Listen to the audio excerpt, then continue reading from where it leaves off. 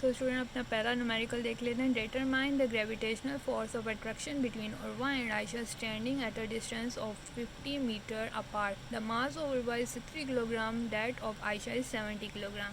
तो यहाँ पे हमें ग्रेविटेशनल फोर्स यानी एफ मालूम करनी है, और ग्रेविटेशनल फोर्स का फॉर्मूला मैंने आपको बताया है। और यहाँ पे मास ऑफ उर्वा, अब ये जो पहले है वो m1 होगा और जो दूसरा m2 होगा, और डिस्टेंस यानी रेडियस क्या दिया हुआ है 50 मीटर। डेटा देख लेते हैं।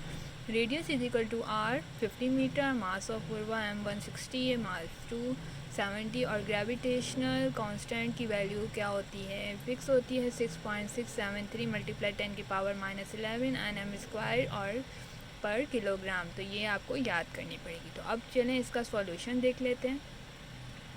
सो स्टूडेंट हमारे पास ग्रेविटेशनल फोर्स का क्या फार्मूला है, F is equal to G m1 m2 upon r2। तो सबसे पहले हम इसकी वैल्यू पुट करते हैं। हमारे पास G क्या है 6.673 मल्टीप्लाई 10 की पावर -11। इसके बाद यहाँ पर हमारे पास क्या है, मास 1 है 60 और मास 2 है 70। रेडियस हमारे पास क्या है 50 का स्क्वायर। तो सिंपल हमने क्या करना है, ये जो 6.673 है और 60 और 70 तीनों को क्या करना है आपस में मल्टीप्लाई। तो मल्टीप्लाई करके हमारे पास आएगा 28026.6 और मल्टीप्लाई 10 की पावर ये -11 ऐसे ही लिखेंगे। और यहाँ पे 50 का स्क्वायर हमारे पास क्या हो जाएगा 2500, यानी 50 द 2500। अब क्या करना है, हमें ये पॉइंट जो है पहले नंबर के बाद होना चाहिए हमेशा। तो इसको कहाँ लेकर आएंगे, यहाँ पर। तो कितने नंबर है बीच में 1 2 3 4।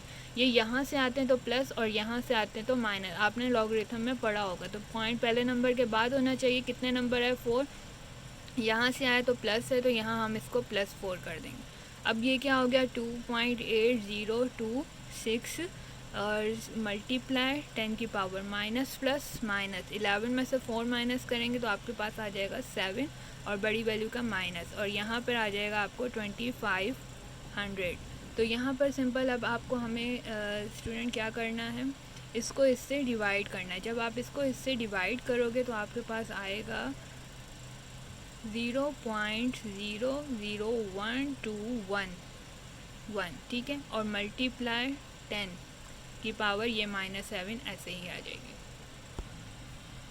अब ये -7 आ गया। अब यहाँ पर क्या करना है, मैंने अभी बताया पॉइंट पहला नंबर होना चाहिए 0 को छोड़ के कोई भी। तो यहाँ पर पॉइंट होगा पहले नंबर के बाद। तो यहाँ पर आपको क्या चाहिए, यहाँ पर पॉइंट कहाँ आ रहा है, यहाँ पर आना है। आ कहाँ रहा है, यहाँ पर। तो कितने नंबर आए 3, बीच में 3। तो मैंने कहा यहाँ से आएगा तो प्लस, यहाँ से आएगा तो माइनस। तो यहाँ पर हमने क्या कर देना है -3।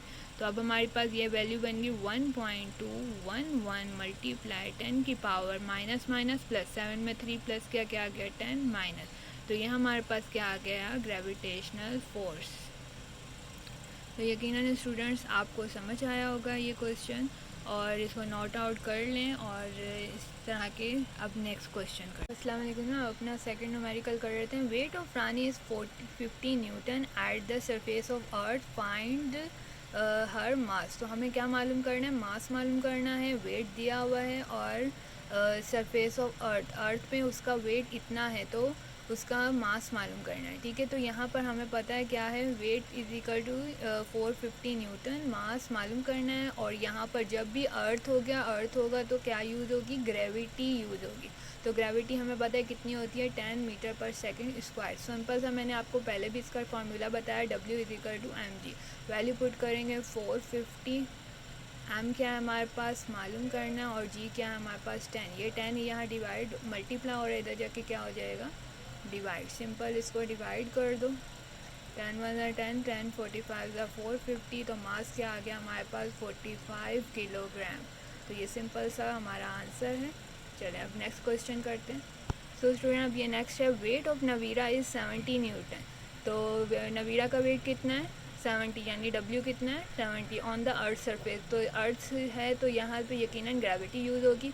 What will be the Navira weight at the surface of moon. Moon में उसका वेट कितना होगा, तो वो डेटा बनाते हैं। वेट ऑफ नवीरा अर्थ में 700 है, वेट ऑफ नवीरा मून क्या होगा, gravity 10 metre per second square, और ग्रेविटी ऑफ मून अब याद करनी पड़ेगी आपको 1.62 मीटर पर सेकेंड स्क्वायर।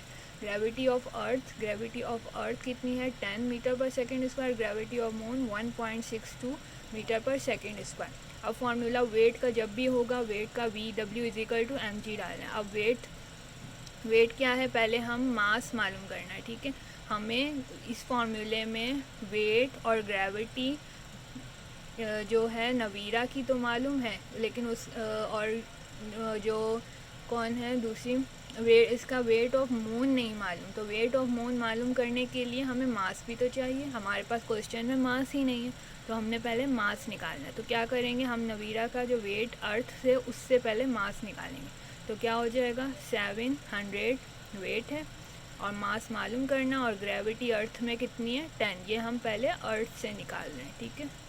तो ये 700 है, 10 इधर आ जाएगा, ठीक है, मल्टीप्लाई और इधर जाके डिवाइड हो जाएगा। 10 1 ज़ा 10, 10 7 ज़ा 70 और 0, तो मास कितना आ गया 70 किलोग्राम। ये अब आ गया मास। अब हम इसका क्या कर देंगे, वेट ऑफ नवीरा का किस में निकाल देंगे हम, मून में। तो क्या हो जाएगा W is equal to mg।